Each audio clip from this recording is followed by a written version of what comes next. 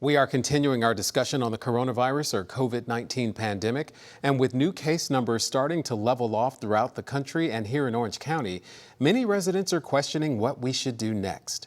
Orange County government is still suggesting that all residents wear face masks again while indoors, and many companies are issuing vaccine mandates to their employees. So what does all of this mean for you? Well, on this special edition of Healthy Connections, we're going to get an up-to-date look at where we are as a community dealing with this pandemic.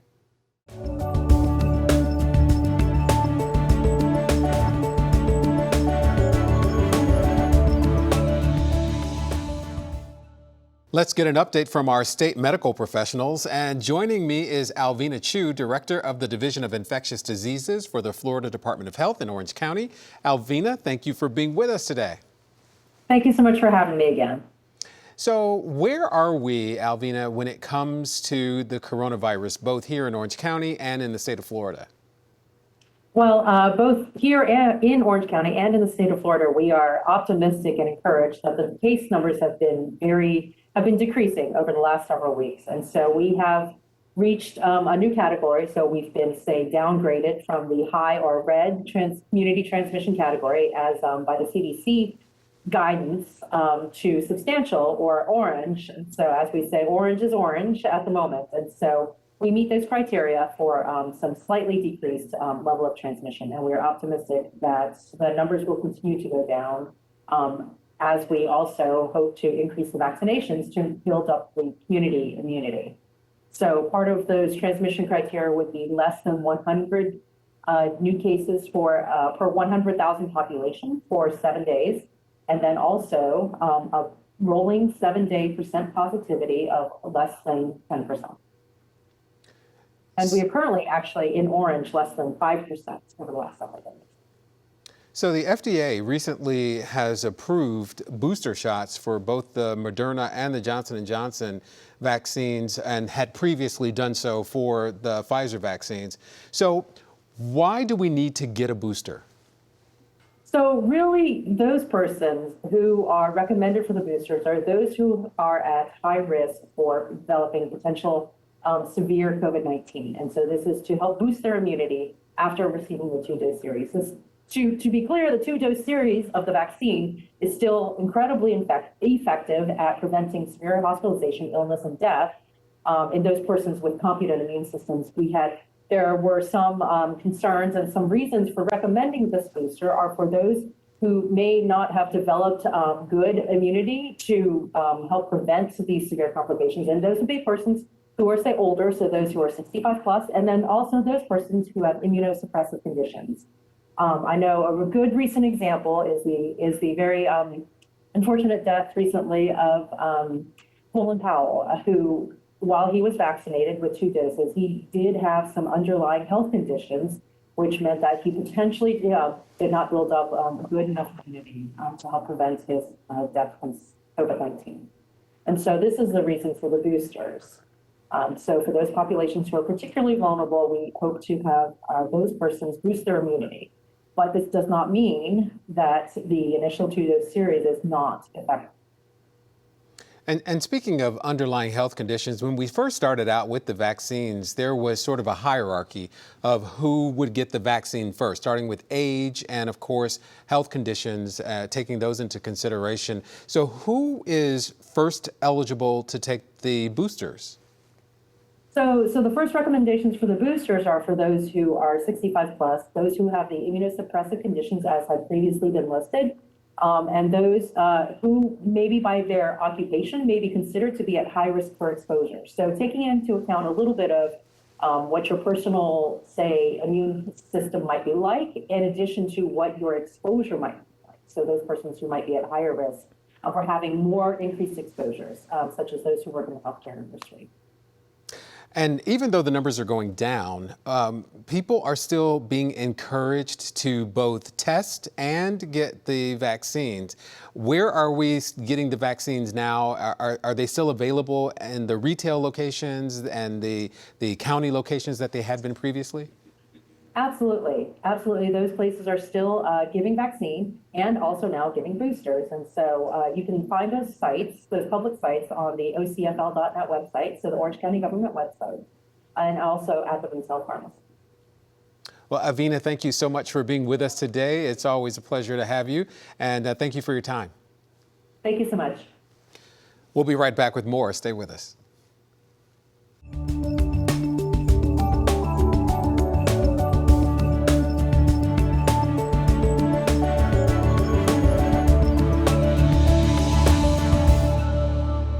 Children under the age of 12 have so far not been approved to get vaccinated against COVID-19. But on October 7th, Pfizer submitted data to the FDA requesting emergency use authorization for kids ages 5 through 11. Dr. Kenneth Alexander is chief of infectious diseases at Nemours Children's Hospital, and he's here to explain more. Dr. Alexander, thank you for being with us today. Hi, thank you. Nice to be with you. So how far are we away, in your opinion, from getting approval for children to be vaccinated for COVID-19? I think we're really close, and I think this is going to be a milestone in the pandemic. So why is it important for children who are eligible to get the vaccine to do so? It's important for children to be vaccinated for a couple of reasons. First of all, what we're learning, especially with the Delta variant, is that kids themselves get sick. You may remember from early in the pandemic that this was really a virus that infected and affected older people. But what we've seen now with the emergence of the Delta variant is that kids themselves are getting sick, and we're seeing them in our hospitals. So the first reason to vaccinate kids is to protect kids. The other thing, though, is this. Viruses transmit at school and other places that kids go, and then they bring those viruses home to their parents, their grandparents, and the other adults in their lives. So the second reason to vaccinate children is to protect adults. So would this vaccine for ages 5 through 11 be the same vaccine that adults are getting? The vaccine dose that we're using in children is smaller than the dose being given in adults. The reason for that, though, is not because of size or toxicity. It's actually because, believe it or not, the younger you are, the better your immune system works. And so for these younger kids, they don't need as much vaccine antigen to get the same kind of response that you and I get at a full dose. So what would you say to parents and caregivers who are curious about or concerned about the safety and efficacy of this vaccine for their kids? There's a lot of experience.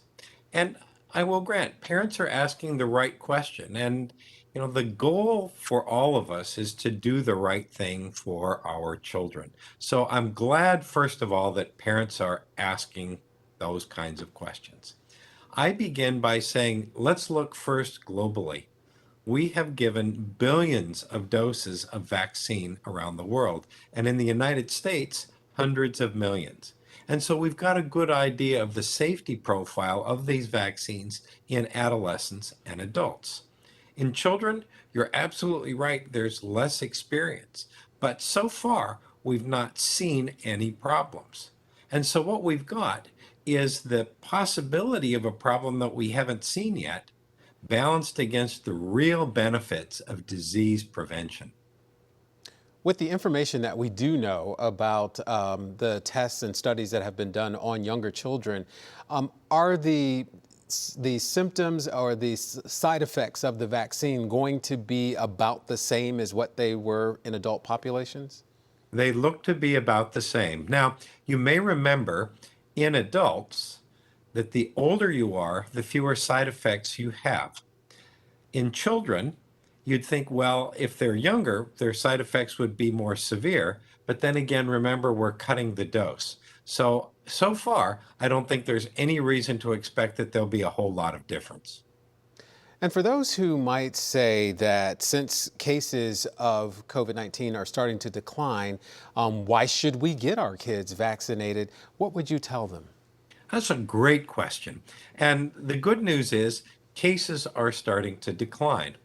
The bad news is cases aren't gone, and they're not going to disappear. COVID-19 is going to be part of our lives for the foreseeable future. And so we want to protect our children for the foreseeable future. Well, Dr. Alexander, thank you so much for being with us today and for sharing your knowledge about how we should handle our precious young children. So appreciate your time. Also, precious is the key word. I sometimes joke with our pediatric residents that because immunization is a gesture of love, only vaccinate the children you love. That's all of them. That's all of them. That's right. Thank you so much for being with us today. We'll be right back with more. Stay with us.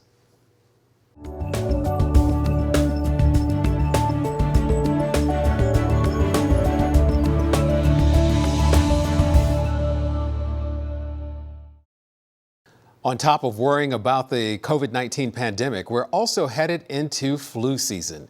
Daniella Sullivan is the Orange County Health Services Program Administrator, and she's here to help explain more. Daniella, thanks for being with us today. Thank you so much for the invitation. I really appreciate it. I just want to start with the basics because a lot of people don't know what is the difference between COVID-19 and the flu. The virus that causes it. We're talking about, pretty much, you're going to see, of course, similar symptoms and similar mechanisms of spread and things like that. But definitely the main difference is the virus that causes it. So is it possible to get the flu and COVID-19 at the same time? It'll be not impossible. So yeah, of course there is a very, very low probability that happens, right? Because you have your immune system should be fighting against the virus, whichever.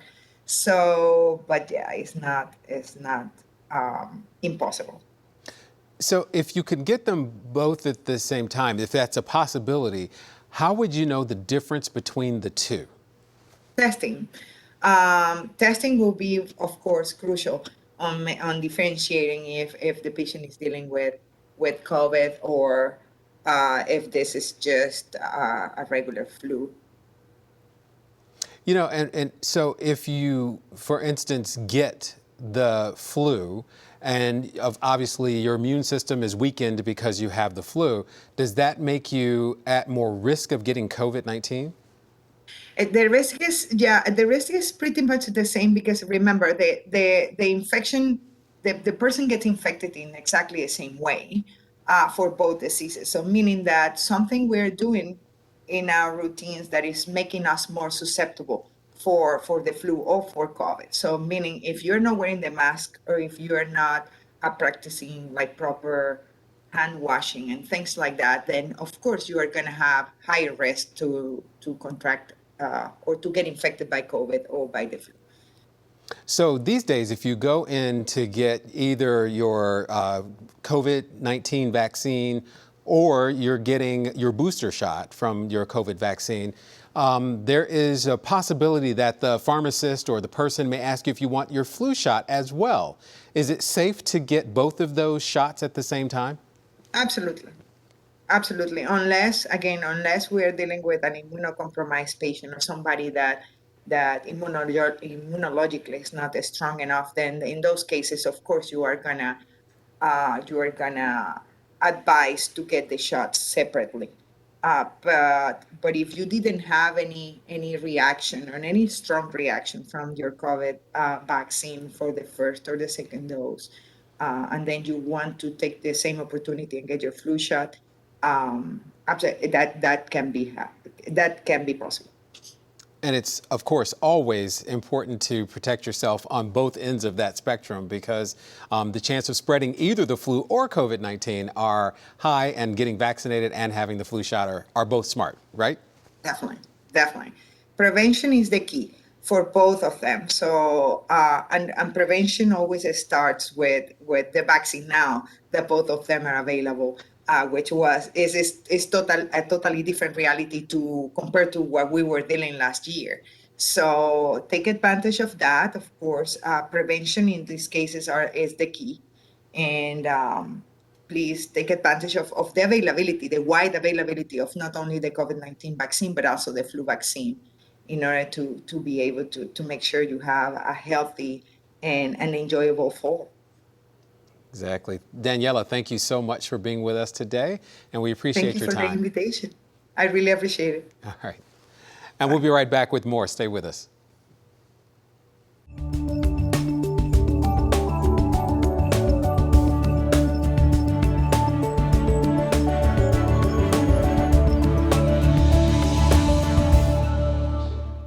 We've heard from a variety of leaders today trying to keep us informed about the coronavirus, from local government, the medical community who's on the front lines dealing with this pandemic, and from organizations who continue to serve our community. And of course, we are also here to help you keep making those healthy connections. Stay safe.